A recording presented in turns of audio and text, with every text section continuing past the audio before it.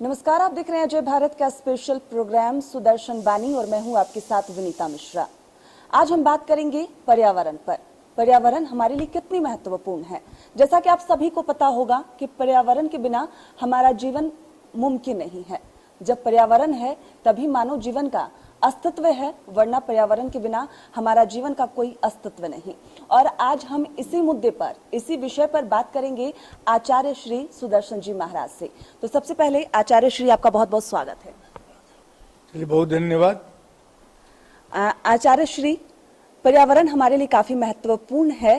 क्या कुछ कहेंगे आप? पर्यावरण के बिना क्या मानव जीवन की कल्पना मुमकिन है? बहुत अच्छा प्रश्न है। पहली बात तो यह समझ लीजिए कि पर्यावरण का अर्थ क्या होता है। पर्यावरण दो शब्द से बना है, परि और वरण। मतलब यह हुआ कि जिस वातावरण में, जिस परिवेश में हम रहते हैं, उस संपूर्ण वातावरण को, जहां से हम आच्छादित हैं, उसको हम पर्यावरण कहते हैं। ठीक वैसे ही जैसे कोई तालाब है, तालाब में मछलियां रहती है। अगर तालाब के पानी को दूषित कर दिया जाए, तालाब के पानी को जहरीला बना दिया जाए, तो जितनी भी मछलियां हैं, जितने जीव होते हैं, कछुआ है और इन प्रकार के जीव, सब मर जाते हैं। हम लोगों की प्रकृति में ऐसी बात है कि भगवान ने जब किसी जीव का निर्माण किया तो उस समय उन्होंने एक आवरण बनाया कि उस आवरण में जीव स्वच्छंद, स्वतंत्र, स्वस्थ रह सके। तो इसीलिए पर्यावरण का मतलब यह हुआ हमारा जीवन। और इसीलिए यह भी विज्ञान में कहा जाता है जैव प्रकृति। प्रकृति तो है ही वह प्रकृति जिसमें जीव का निवास होता है। तो पर्यावरण का मतलब यह हुआ कि हम लोग जहां वातावरण में रहते हैं, संपूर्ण वातावरण को मिलाकर पर्यावरण बनता है। अब इसलिए आपका जो सवाल है कि उसी में जीव रहता है, मनुष्य रहता है, तो मनुष्य को भी जीने के लिए उसी वातावरण की आवश्यकता पड़ती है। सांस लेता है वो उसमें कर्म करता है, चलता है, खाता है, सारा कुछ है उसी से उसका जीवन निर्भर करता है। तो इसलिए आवश्यक हो गया है कि जिस वातावरण में हमारा निवास हो, जिस वातावरण में हम रहते हो, वह पवित्रतम हो, शुद्ध हो। क्योंकि एक बहुत ही महत्वपूर्ण बात यह है इसमें कि जिन 5 तत्वों से हमारी प्रकृति बनी है, यह संपूर्ण वातावरण बना है, उसी तत्वों से हमारा शरीर भी बना है। हमारी आंख, नाक, कान, जो क्षितिजल, पावक, या जो एलिमेंट्स है, 5 एलिमेंट्स, वह भी हमारे शरीर में जो एलिमेंट्स है, प्रकृति में भी वही एलिमेंट्स है। शरीर में जब कभी भी कोई कमी हो जाती है, कभी कभी आपने देखा होगा कि जैसे किसी के शरीर में ऑक्सीजन की कमी हो जाती है, या किसी के शरीर में कैल्शियम की कमी हो जाती है, विटामिन की कमी हो जाती है, तो हम उसी प्रकृति से लेते हैं।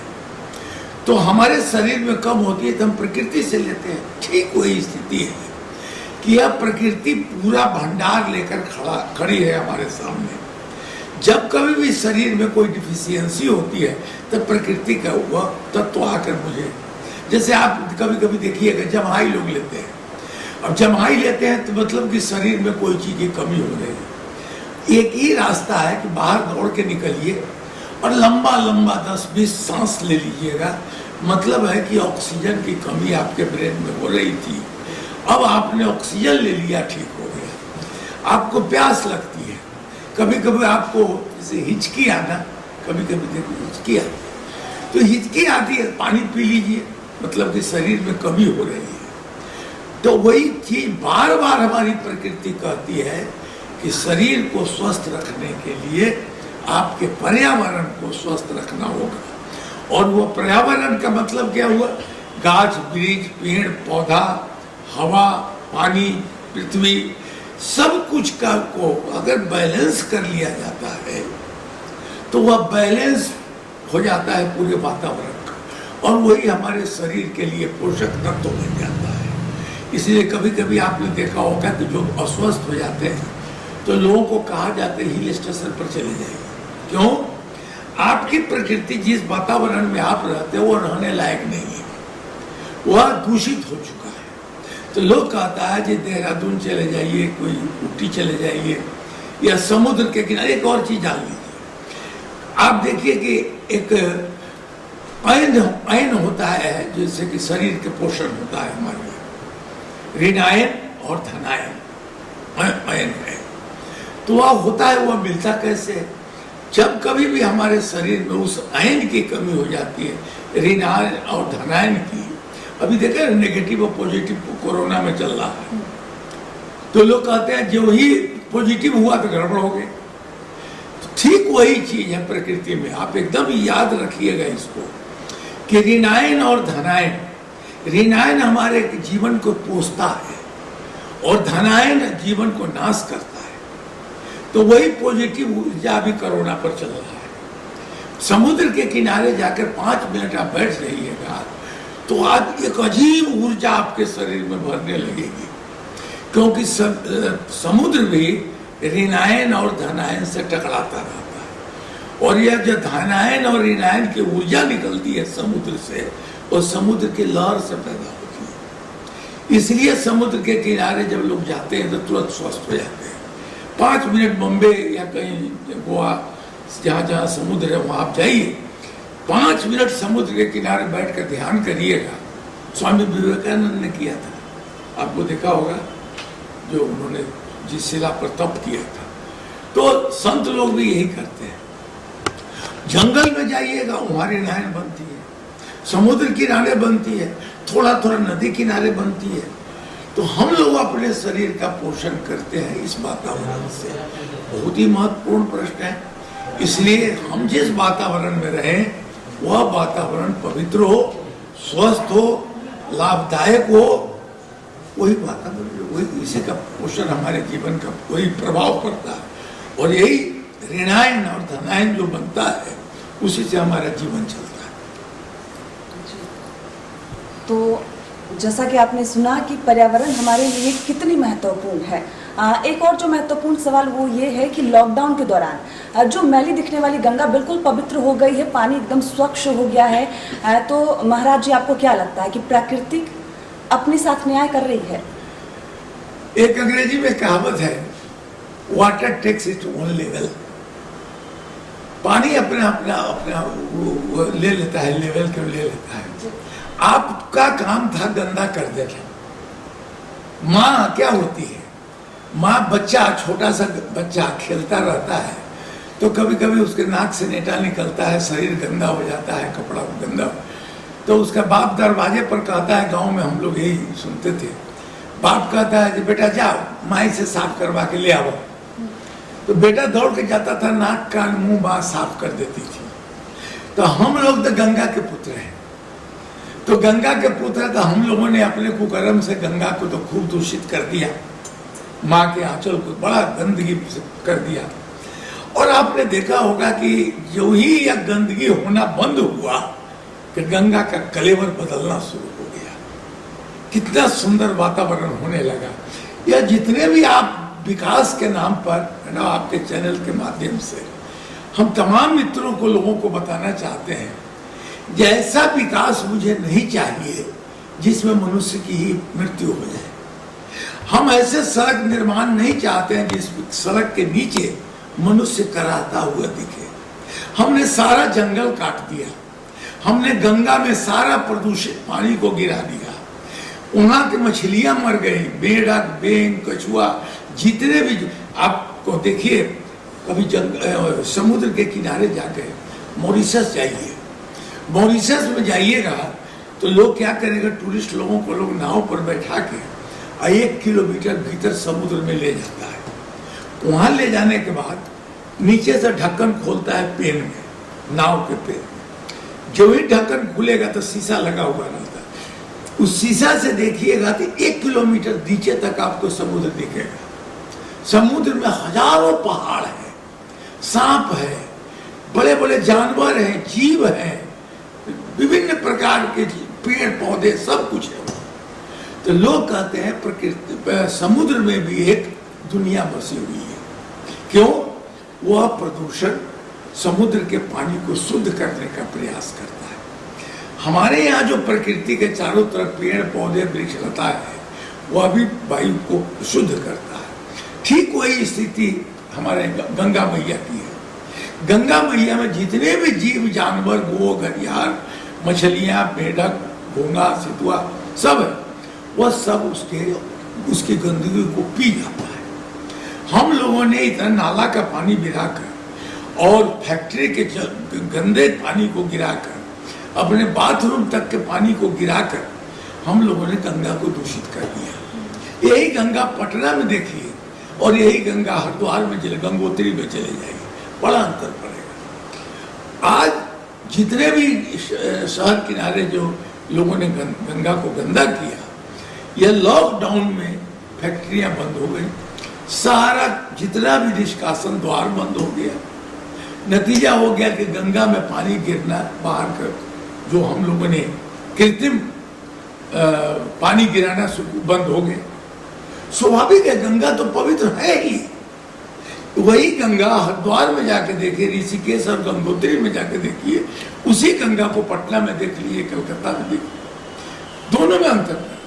तो जब रास्ते का जितना प्रदूषण केंद्र बंद हो गया, गंगा पवित्र हो गई। गंगा का पानी पीने लगा। गंगा अब गंगा का पानी नहीं है, अब गंगा जल हो गया। तो वही स्थिति आपने देखा। अब तो इसलिए मैंने मांग की कि प्रत्येक साल 15 दिन का एक सामूहिक अवकाश घोषित किया जाए। पूरे देश की जितने भी गाड़ी, फैक्ट्री, सब कुछ बंद किया जाए। हम लोगों को 15 दिन एक शांति से घर में बैठने दीजिए, ताकि हम अपने बच्चों को बचा सके, अपने बुजुर्गों को बचा सके, गंगा के पानी को पवित्र कर सके, वातावरण को पवित्र कर सके, हम सांस ले सके, हम टहल सके, खेल कूद सके, फुटबॉल, वॉलीबॉल खेल सके। तो आपका जो प्रश्न है, गंगा का पानी पवित्र, केवल गंगा का ही नहीं, नदी, तालाब, सब जगह का पानी पवित्र हो गया, क्योंकि हम लोगों ने कृत्रिम जो उसको प्रदूषण फैलाने का प्रयास किया, वह सब बंद हो गया है। इसलिए गंगा पवित्र हो गई और गंगा मैया हो गई है। तो अब गंगा का पानी पीने में आपको कोई दिक्कत नहीं है। लेकिन मैंने एक जो सीरियल आपके टीवी पर भी चलाया था कि क्या सतयुग लौट गया है। अगर इस गंगा के पानी की पवित्रता के, इसके सतीत्व को, गंगा के सतीत्व को अगर हम लोगों ने बचाया नहीं, तो 1 महीना 2 महीना में पुनः प्रदूषित हो जाएगी गंगा, फिर पीने लायक पानी नहीं रहेगा। कितना बड़ा अपराध हम लोग कर रहे हैं कि हम जूता के फैक्ट्री या और केमिकल फैक्ट्री का पानी, बदबूदार पानी को लेकर गंगा में गिराते हैं और कहते हैं ये गंगा मैया का हम शुद्धिकरण कर रहे हैं। एक तरफ नमामि गंगे चल रहा है, गंगा को शुद्ध करो, और दूसरी तरफ कोई चमड़े का पानी और कानपुर और जहाँ जहाँ लोग चमड़े के दुकान लगाए हुए हैं, सारा पानी गंगा में गिरा रहे। तो गंगा प्रदूषित नहीं होगी तो और क्या होगी।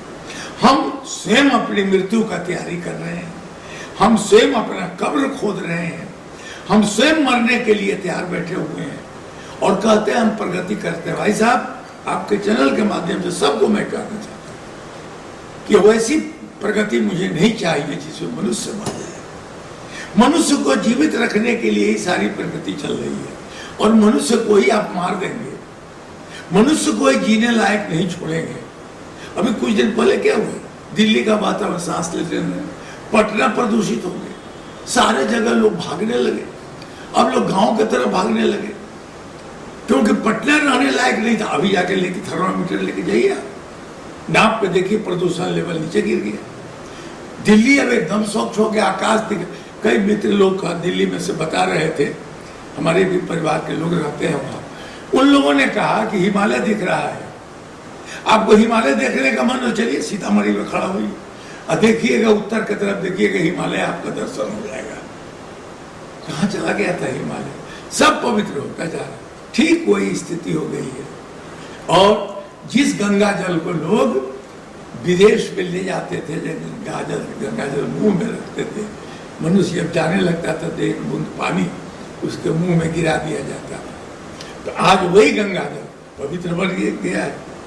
अगर हमने अपनी वह प्रदूषित भावना को आरोपित नहीं किया, उसमें उसको गंदगी देना बंद कर दिया अगर, तो गंगा का पानी पवित्र रहेगा, वातावरण भी हमारा ठीक रहता। आपके माध्यम से भी यह भी कहना चाहते हैं कि कृपा करके जितने भी समाज के लोग हैं सब लोग एक साथ कहें कि हमको साल में 15 दिन के लिए प्रदूषण मुक्त वातावरण में रहने दो। हम अपने बच्चों के साथ सांस लेना चाहते हैं, खेलना चाहते हैं, हम अपने बुजुर्गों के साथ घर में रहना चाहते हैं, वह वातावरण हो जाएगा। पुनः गंगा पवित्र रहेगी, नदियां पवित्र रहेगी, तालाब पवित्र रहेंगे और पूरा वातावरण पवित्र रहेगा। और आप 100 बरस की आयु के बाद सेंचुरी बनाते रहिए, सारे लोग सेंचुरी बनावेंगे। अभी कोरोना कुछ नहीं है, आपकी गंदगी का प्रभाव है। आपको रहने नहीं आ रहा है, आपको खाने नहीं। बताइए 2 बजे रात में आप घूमिएगा सड़क पर, कोई क्या 15 दिन का सड़ा हुआ भोजन करते हैं और कहते हैं जब पेट खराब हो गया। कहाँ खराब? सब लोगों को है। पटना में जाकर कितने लोग खराब हुए हैं? कुछ लोग हैं जो शरीर को प्यार नहीं करते हैं, उन लोगों के शरीर पर बीमारी का आक्रमण हो रहा है। कोई भी आदमी कहता है हाथ धोइए, भाई कीटाणु से भरा हुआ ही प्रकृति है। जमीनें, जूता, चप्पल, गाड़ी अब छू गए हैं और साबुन से हाथ धोने की बात होगी, कोई नई बात तो नहीं। आपके पूर्वज लोग तो पहले, आपके मामा, नाना, चाचा जो आते होंगे बाहर से, तो 1 बाल्टी पानी खड़ाओ लोग रख देते थे बाहर। जैसे सब गए कुटुंब महिला ना, इनका के गोड़ हाथ धोआ के भीतर ले आवा, तब बैठ के तो हमारी बात उत करब, ऐसे लोग कहते। अब क्या हो गया? हम लोग प्रकृति में आते, आपने देखा पार्टी में जाइए, बड़े बड़े होटल में चले जाइए, कितने लोग हैं हाथ धो के खाना खाते हैं। सब लोग जाते हैं कोट बूट पेट पहने हुए, टाई टाई किए हुए, और उसी में जाके खाना खाने लगे। ये क्या हो रहा है जी? तो कीड़ा तो स्वयं आप खा के बीमार पड़ने के लिए तैयार है, 15 दिन का सड़ा हुआ भोजन करते हैं। तो आपके माध्यम से मैं यही कहूंगा कि अभियान चला दीजिए कि प्रत्येक वर्ष 15 दिन का अवकाश दिया जाए, और जिसमें सारी फैक्ट्री बंद हो, सारे रास्ते पेट्रोल डीजल की गाड़ियां चलना बंद हो जाए, हम लोग जिए थोड़ा पैदल। अब जाइए जर्मनी में जाके देखिए, जर्मनी में एक सड़क बनी हुई है अलग आदमी को चलने के लिए, और कहता है कि उस सड़क पर कोई वाहन नहीं चलती है, पैदल चलते हैं लोग। अब साइकिल से चलना शुरू किए। क्यों? उन लोगों ने अपना जीवन प्रारंभ कर दिया है। हम लोग मरने की तैयारी है, अच्छी लाते हैं, नाम लगाते हैं, कहते हैं कोरोना के चलते। कोरोना से नहीं मर रहे हैं, गंदगी से मर रहे हैं। हम खामोखा जबरदस्ती एक दूसरे को, या बहुत तो इसकी पवित्रता को बनाइए, पर्यावरण ठीक रहेगा, गंगा का पानी ठीक रहेगा।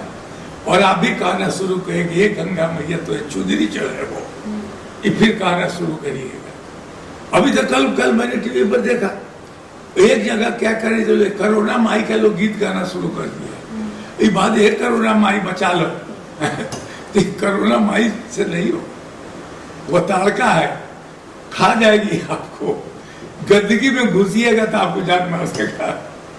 इसलिए आपसे निवेदन है कि गंगा की पवित्रता को, अब जो पवित्र पानी हुआ है, अब कृपा करके उसमें जूता चप्पल मत गिराइए, क्योंकि हम लोग चरणामृत पीते हैं उसका।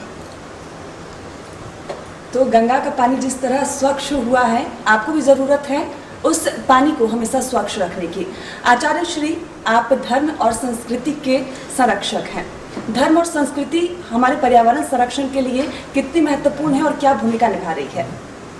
ये एक बहुत महत्वपूर्ण बात आपने उठा दी। हमारे देश में प्राचीन काल से इस प्रकृति को कहते हैं कण कण में परमात्मा निवास करता है। हम में, तुम में, खड़क खंग में जत देखो तत राम। तो मैंने एक किताब लिखी, पाते पाते देवागम। प्रत्येक पत्ता में देवताओं का निवास है। मतलब वृक्ष के बारे में कहा गया है कि प्रत्येक पत्ता में परमात्मा का निवास है। मतलब पत्ता तो मत। पर्यावरण और धर्म अलग चीज नहीं है। हम पीपल को पूजते हैं, बरगद को पूजते हैं, और हमारी बच्चियों की जब शादी होती है तब पहला सिंदूरदान बांस के खूंट से कराते हैं, बांस से शादी होती है। तो आप अंदाज करिए कि जब हम अपनी बच्चियों की शादी बांस के खूंट से कराते हैं, बरगद के पेड़ से कराते हैं, पीपल के पत्तों से उनकी पूजा करते हैं। तो हम तो प्राचीन काल से जब सृष्टि बनी उस समय से हम लोगों ने मान लिया कि प्रकृति में ही परमात्मा है। जिस दिन से हम लोगों ने प्रकृति का विरोध करना शुरू किया, धर्म का नाश होना शुरू हो गया। आपने देखा भगवान कृष्ण क्या करते थे, जमुना में खेलते थे, वन पट वृक्षों में जाके, करील कुंज है अभी वृंदावन आप गए होंगे, जाकर देखे होंगे, तो भगवान श्री कृष्ण ने कदम के पेड़ में झूला लगवाया लड़कियों का। कहा जाता है कि जो व्यक्ति कदम के पेड़ के नीचे आधा घंटा 1 घंटा खेले, बैठे, कूदे, उसके स्वास्थ्य पर बहुत ही अच्छा प्रभाव पड़ता है। दूसरा आपने देखा होगा कि हमारे संत महात्मा पीपल के पेड़ के नीचे बैठकर साधना करते हैं, जप करते हैं, ध्यान करते हैं। क्यों? तो मैंने इस किताब में यह भी लिखा है कि हम लोगों को अपने शरीर का पोषण वृक्ष ऊर्जा, पशु ऊर्जा से करनी चाहिए। वृक्ष ऊर्जा का मतलब यह हुआ कि आप किसी भी वृक्ष में चले जाइए, मैं पहली बार आपको बता रहा हूं, किसी वृक्ष के पास चले जाइए और वृक्ष को 10 मिनट तक पकड़कर खड़ा रहिए और कुछ करने के लिए सवाल मत पूछिए हमसे। आप चले जाइए किसी बड़े विशाल वृक्ष के नीचे, पेड़ को पकड़ के लीजिए, अब पकड़ के खड़ा रहिए 10 मिनट। होगा क्या कि पूरा वह जो है गुड कंडक्टर बन जाता है। आपके शरीर में जितनी भी जो गंदगी है, जितना भी नेगेटिव ऊर्जा, सब वृक्ष में चला जाएगा और वृक्ष की जो पॉजिटिव ऊर्जा है आपके शरीर में प्रवेश करेगा। तो भगवान कृष्ण ने इसीलिए कदम के डाली में झूला लगवाया लड़कियों के लिए। आप कहा कि उसी से नहीं, कदम के झूला लगाओ, झूला लगे कदम के डाली। आप लोग भी गाती होंगे, हमारे यहाँ बचिया लोग गाती है। तो जो प्रकृति है, जो वृक्ष है, लता है, पेड़ है, पौधा है, आपने देखा आपके घर में नाग पंचमी पूजा होती है, नाग की पूजा होती है, कछुए की पूजा होती है। हमारे यहाँ चिट्टी के लोग मिठाई मीठी मतलब कि एक एक जीव में परमात्मा का निवास है और एक एक जीव में परमात्मा का निवास है और एक एक जीव में हम पूजा करते हैं। तो यह वातावरण संपूर्ण हमारा धर्म में है और धर्म के कारण ही हम आम के पेड़ की पूजा करते हैं, पीपल के पेड़ की पूजा करते हैं। आपको कहते हैं कोई, आप जाइए कभी किसी के दरवाजे पर, किसी हिंदू घर में जाइए, पीपल का वृक्ष अगर उग जाएगा दीवार पर तो नहीं तोड़ेगा। तो अब इससे बड़ा और क्या प्रमाण आपको चाहिए कि पाते पाते देवालिंग, प्रत्येक पत्ता में देवताओं का निवास होता है। मतलब है कि प्रकृति में परमात्मा का निवास है। अब जहाँ प्रकृति में परमात्मा का निवास है तो वही तो हमारा परमात्मा है और उसकी हम पूजा करते हैं। इसलिए धर्म और संस्कृति की रक्षा अगर करनी है तो मरुभूमि में नहीं होगी। इसलिए हमारे संत महात्मा लोग जंगल में चले जाते हैं, वृक्ष ऊर्जा को ग्रहण करते हैं। कभी आपने कभी विचार किया कि भगवान श्री कृष्ण को गोपाल क्यों कहते हैं? गोपाल इसलिए कहते थे वो गाय का पालन करते थे। आज देख लीजिए गांव में जाइए, आपको कहते हैं जो सेप्टिक, एंटीसेप्टिक और दवाई खाते हैं, गांव में लोग गोबर से घर लिपते हैं और भैंस बगल में सोती है, अब बगल में खटिया लगा के भैंस को चराने वाला सोता है। कोई बीमारी कभी नहीं हुई।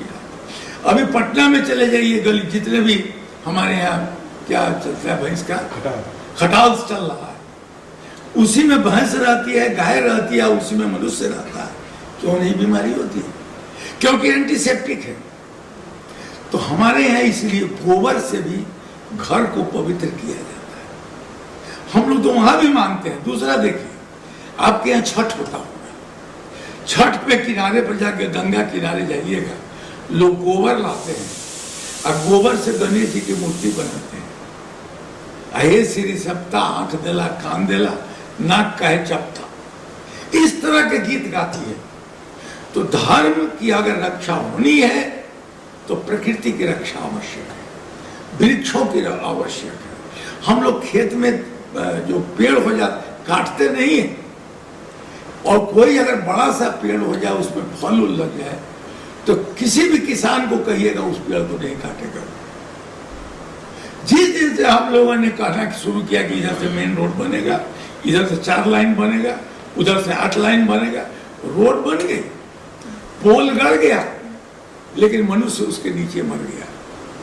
मनुष्य की सांस लेने के लिए हवा मार्केट में नहीं है।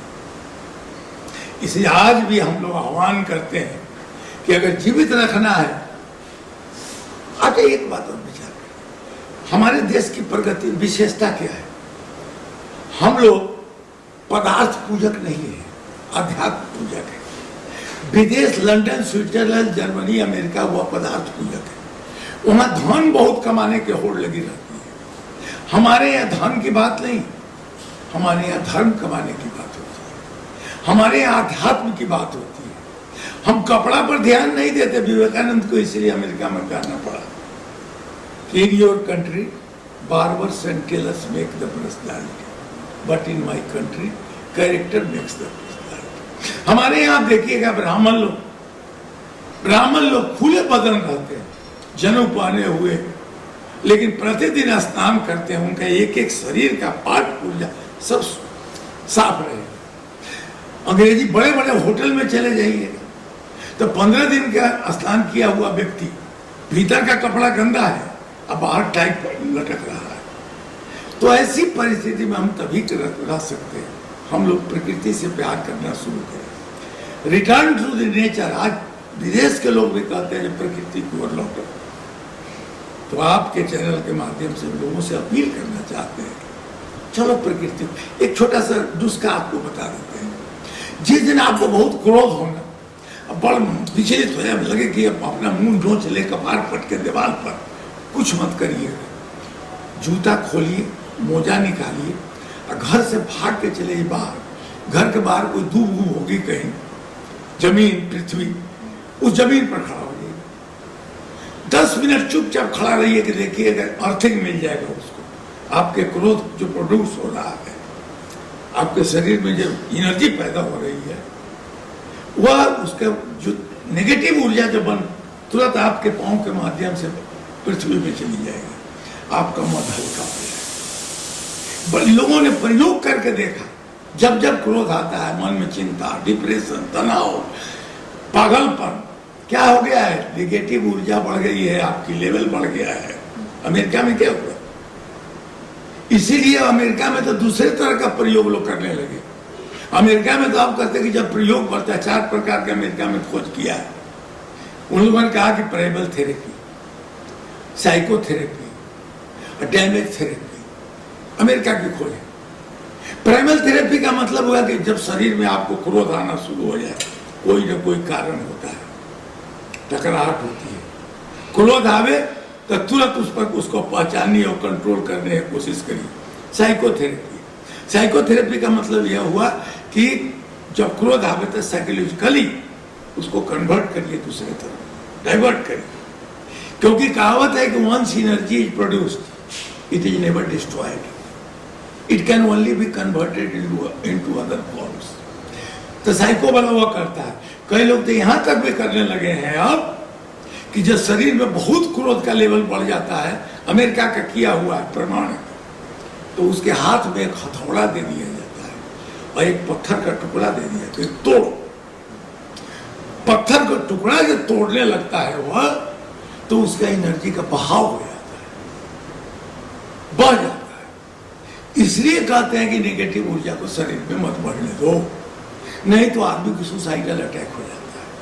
कभी कभी फ्राइड ने कहा कि अगर आपकी एनर्जी, नेगेटिव ऊर्जा शरीर में बढ़ना शुरू हो जाए तो कब हो सकता है कि आपकी किडनी डैमेज हो जाए, आपका हार्ट डैमेज हो जाए, आपकी आंख डैमेज हो जाए, कुछ भी डैमेज हो सकता है।